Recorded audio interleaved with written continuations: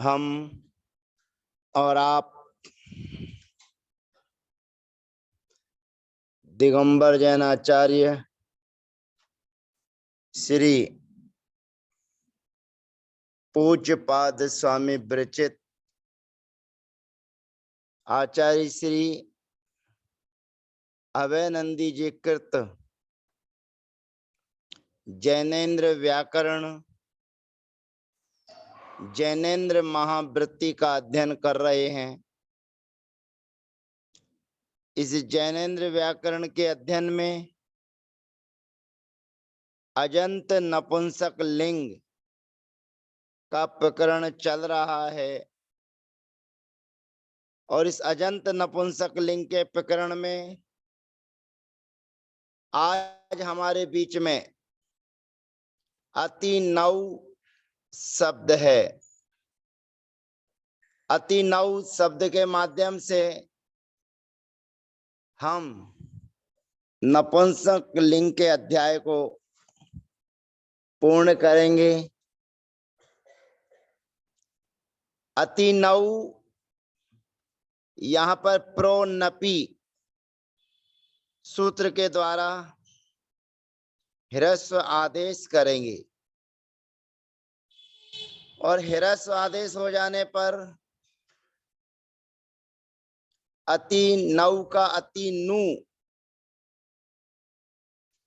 अति नु शब्द को हम नपुंसक लिंग में आपके बीच सिद्ध कर रहे हैं। सर्वप्रथम सी और अम विभक्ति के आने पर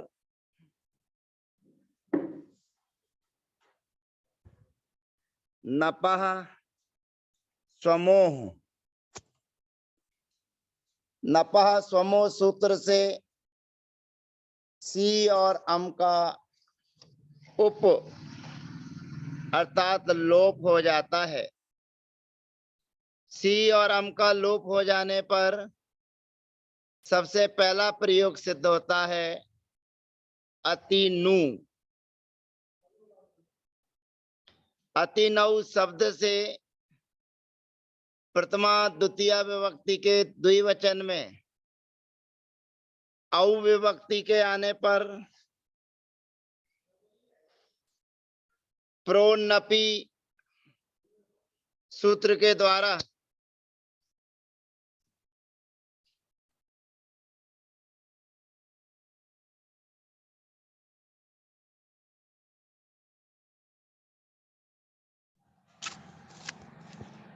प्रोन्नपी सूत्र के माध्यम से ह्रस्व आदेश हो जाता है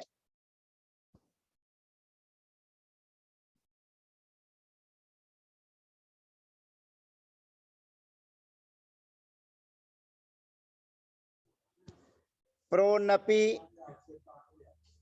सूत्र के माध्यम से ह्रस्व आदेश हो जाता है और ह्रस्व आदेश हो जाने पर नपः सूत्र के द्वारा औ के स्थान पर ई आदेश हो जाता है। सी में से ई बचती है अति नु धन सी। यहाँ पर सुपी को ची सूत्र के द्वारा नुम का आगम हो जाता है और नुम का आगम हो जाने पर अति नु नी प्रयोग सिद्ध होता है। अति नु नी प्रयोग सिद्ध हो जाने पर प्रथमा और द्वितीय विभक्ति के बहुवचन में जस और सस विभक्ति के आने पर जस ससो सी सूत्र से जस और सस की स्थान पर सी आदेश हो जाता है और सीधम सूत्र से सी की धा संज्ञा हो जाती है। धा संज्ञा होने पर अति नु धन सी। अब यहाँ पर सुपी को ची सूत्र से नुम की प्राप्ति है और नपौन झला सूत्र से भी नुम की प्राप्ति है। दो सूत्रों की एक साथ प्राप्ति होने पर पूर्वत्र सिद्धम सूत्र की सहायता से नपौन झला सूत्र से नु का आगम हो जाएगा और नु का आगम हो जाने पर सूत्र के द्वारा दीर्घ आदेश कर दिया जाएगा थे कौ, और थे कौ सूत्र से दीर्घ आदेश किए जाने पर थे कौ सूत्र से दीर्घ आदेश किए जाने पर अति नु नी, अति नु नी प्रयोग सिद्ध हो जाता है। अब तृतीय आदि विभक्तियों में पूर्ववत हमें प्रयोग सिद्ध करना है, क्योंकि ये भाषित पुंस है और भाषित पुंस होने के वजह से तृतीया में और पुल्लिंग और नपुंसक लिंग के समान प्रयोग सिद्ध होते हैं। तृतीया और चतुर्थी में और पंचमी में नपुंसक लिंग और पुल्लिंग की तरह दो दो प्रयोग सिद्ध होते हैं, ऐसा जानना चाहिए। तो यहाँ पर तृतीया विभक्ति के एक वचन में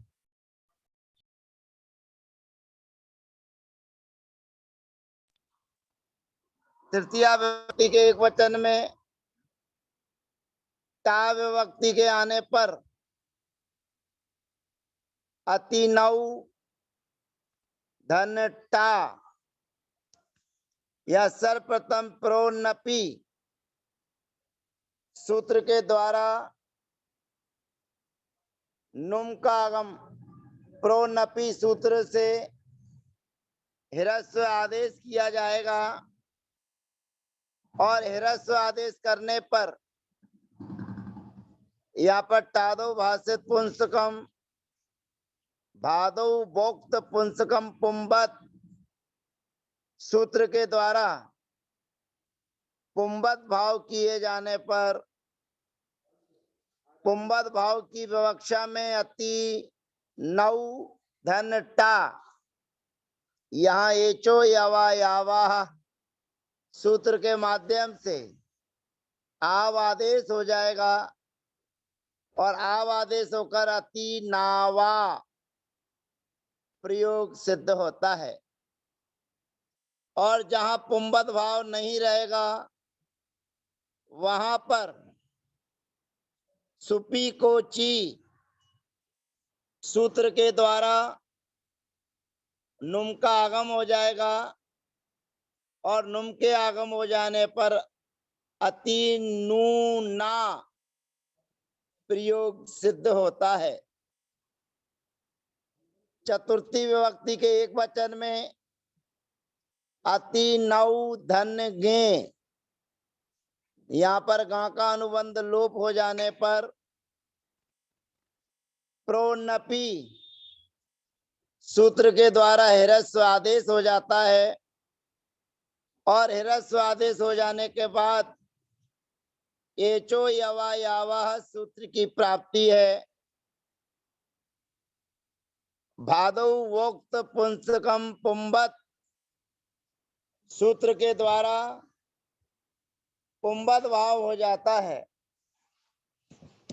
और पुंबत भाव हो जाने पर एचो यवा यावा सूत्र के द्वारा आव आदेश हो जाएगा और आव आदेश होने के बाद अति नावे प्रयोग सिद्ध हो जाता है। पुंबत भाव के अभाव में सुपी को ची सूत्र से नुम का आगम हो जाएगा, नू का आगम हो जाएगा और नू के आगम हो जाने के बाद में अति नू ने प्रयोग सिद्ध होता है। तृतीय आदि विभक्ति में अति नौ धन भ्याम अर्थात अति नौ शब्द से तृतीया, चतुर्थी और पंचमी विभक्ति के द्विवचन में भ्याम विभक्ति के आने पर प्रोनपी सूत्र के माध्यम से ह्रस्व आदेश हो जाएगा और ह्रस्व आदेश हो जाने पर भादौ वोक्त पुंसकम पुंबत सूत्र के द्वारा ह्रस्व आदेश की प्राप्ति है। भादौ वोक्त पुंसकम पुंबत, यहाँ पर पुंबत भाव हो जाने पर अब यहाँ पर पुंबत भाव में कोई काम होना नहीं है, इसीलिए अतिनुभ्याम प्रयोग सिद्ध होता है। इसी प्रकार से तृतीया विभक्ति के बहुवचन में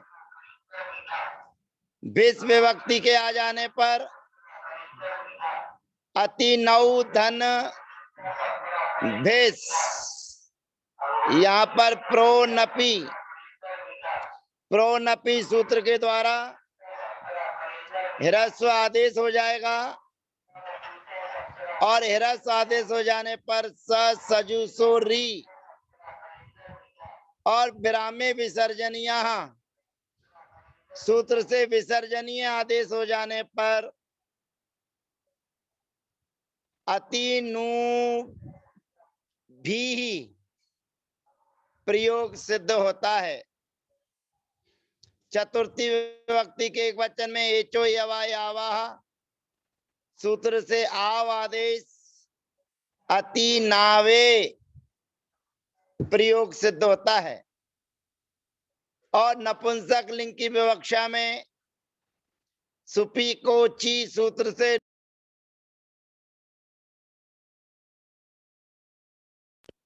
अति नु ने प्रयोग सिद्ध होता है। चतुर्थी विभक्ति के बहुवचन में भ्यस विभक्ति के आ जाने पर अति नौ धन भ्यस या प्रोनपी सूत्र के द्वारा ह्रस्व आदेश किया जाता है और ह्रस्व आदेश करने के बाद में सजुसो री और विरामे विसर्जनीय सूत्र से विसर्जनीय आदेश करने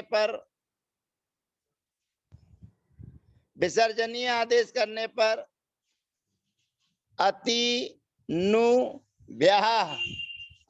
प्रयोग सिद्ध होता है। अति नौ शब्द से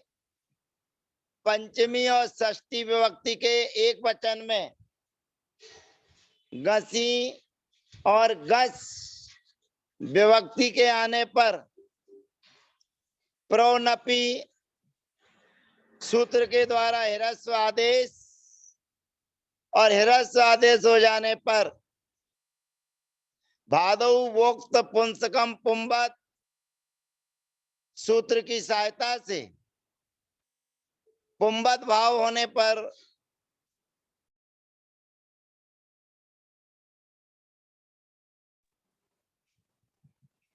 एचो यवा यावाह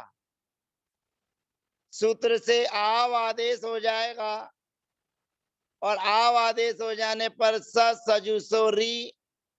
और विरामे विसर्जनीय से विसर्ग आदेश होने पर अति नावाह प्रयोग सिद्ध होता है। अति नौ शब्द से षष्ठी और सप्तमी विभक्ति के द्विवचन में ओस विभक्ति के आने पर अति नौ धन ओस, यहाँ पर प्रोनपी सूत्र के द्वारा ह्रस्व आदेश करने पर अति नु धन ओस, यहाँ पर भादौ वोक्त पुंसकम पुंबदवा सूत्र के द्वारा पुंबद भाव होने से एचो यवा यावाह सूत्र से आव आदेश हो जाएगा, और आव आदेश हो जाने पर सजुसोरी और विरामे विसर्जनीय सूत्र से विसर्जनीय आदेश हो जाने पर अति नावो प्रयोग सिद्ध होता है। अति नौ शब्द से और नपुंसक लिंग की विवक्षा में सुपी को ची सूत्र से नू का आगम हो जाने पर सजुसोरी और विरामे विसर्जनीय सूत्र से विसर्जनीय आदेश हो जाने पर अति नू नो प्रयोग सिद्ध होता है। सप्तमी विभक्ति के षष्ठी विभक्ति के बहुवचन में आम विभक्ति के आने पर अति नौ धन आम, यहाँ पर प्रोनपी सूत्र के द्वारा ह्रस्व आदेश होने पर अति नु धन आम। अब यहाँ पर भादौ वोक्त पुंसकम पुंबद सूत्र के द्वारा पुंबद भाव की प्राप्ति होने पर पुंबद भाव के पक्ष में नु का आगम हमको करना है, नुट का आगम करना है, और नुट के आगम के होने पर सुपी को ची सूत्र से नु का आगम होना है, और प्रेल मेवाब चतुरो नुट सूत्र के द्वारा नुट की प्राप्ति हो रही है। दो दो सूत्रों की एक साथ प्राप्ति होने पर पूर्वत्रा सिद्धम सूत्र की सहायता से यहाँ पर पुंबद भाव में एचो यवा यावाह सूत्र से आव आदेश हो जाने पर अति नावाम प्रयोग सिद्ध होता है। और जहां नपुंसक लिंग की विवक्षा रहेगी वहां पर पूर्वत्र शुद्धम सूत्र की सहायता से प्रेल मेवाब चतुरो नुट सूत्र के द्वारा नुट का आगम हो जाएगा, और नुट के आगम हो जाने पर देखो नाम य तिसरी चतस्री, नाम य तिसरी चतस्री सूत्र के द्वारा दीर्घ आदेश किए जाने पर अति नू नाम प्रयोग सिद्ध होता है। अति नौ शब्द से सप्तमी विभक्ति के एक वचन में गी विभक्ति के आने पर अति नौ धन गी, गा का अनुबंध लोप हो जाने पर ई शेष रहता है। प्रोनपी प्रोनपि सूत्र से ह्रस्व आदेश करने पर अति नु धन गी अर्थात ई, यहाँ पर भादौ वोक्त पुंसकम पुंबत सूत्र के द्वारा पुंबत भाव होने पर पुंबत भाव की विवक्षा में एचो यवा यावाह सूत्र से आव आदेश किए जाने पर अति नावी प्रयोग सिद्ध होता है। पुंबत भाव के अभाव में सुपी को ची सूत्र से नू का आगम किए जाने पर अति नू नी प्रयोग सिद्ध होता है।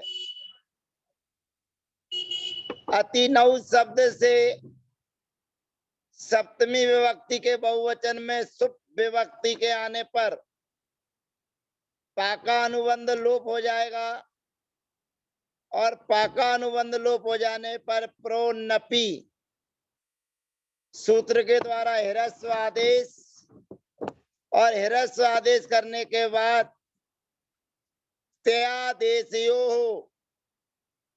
त्यादेशयो सूत्र से दंत सकार के स्थान पर मूर्धन्य सकार आदेश करने पर अति नु सु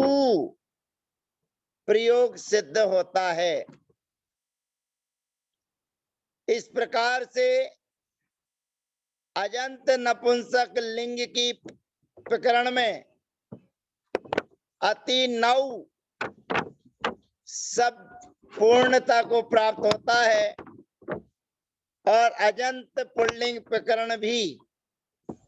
पूर्णता को प्राप्त होता है। अगले सत्र में हलंत पुल्लिंग शब्द हमारे बीच में रहेगा। अगला सत्र हमारे बीच में जो प्रारंभ होगा वो हलंत पुल्लिंग माने अजंत पुल्लिंग, अजंत स्त्रीलिंग और अजंत नपुंसक लिंग, ये तीन लिंग पूर्णता को प्राप्त हो चुके हैं और षड लिंग प्रकरण में अगले सत्र में हलंत पुल्लिंग शब्द की प्रक्रिया आपके बीच प्रारंभ होगी। जय जिनेन्द्र, वंदना, सबको यथा योग अभिवादन।